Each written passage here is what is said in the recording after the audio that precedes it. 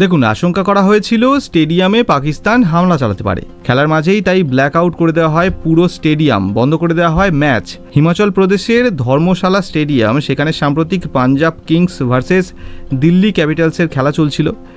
সেই সময় ভারতের বিভিন্ন অংশে পাকিস্তান ক্রমাগত ড্রোন হামলা শুরু করে দেয়। খেলার মাঝেই তাই ব্ল্যাক আউট করে দেওয়া হয় পুরো স্টেডিয়াম, বন্ধ করে দেওয়া হয় ম্যাচ।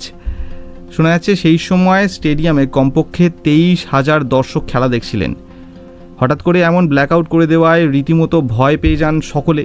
দেখুন, আশঙ্কা করা হয়েছিল স্টেডিয়ামে পাকিস্তান হামলা চালাতে পারে। এই শঙ্কাতেই ম্যাচ চলাকালীন ব্ল্যাক আউট করে দেওয়া হয়। স্টেডিয়াম থেকে খেলোয়াড়দের যত তাড়াতাড়ি সম্ভব সরিয়ে নিয়ে যাওয়া হয়। পাশাপাশি দর্শকদেরও স্টেডিয়াম খালি করে দেওয়ার কথা জানিয়ে দেওয়া হয়। সেই সময় ঠিক কতটা ভয়াবহ অবস্থা হয়েছিল সেটা নিয়ে এক চিয়ার লিডার ভিডিও শেয়ার করেন। Basically, the whole stadium in the middle of the game was evacuated, and it was very scary. Everyone was just screaming that there are bombs coming, and it's still very, very scary. And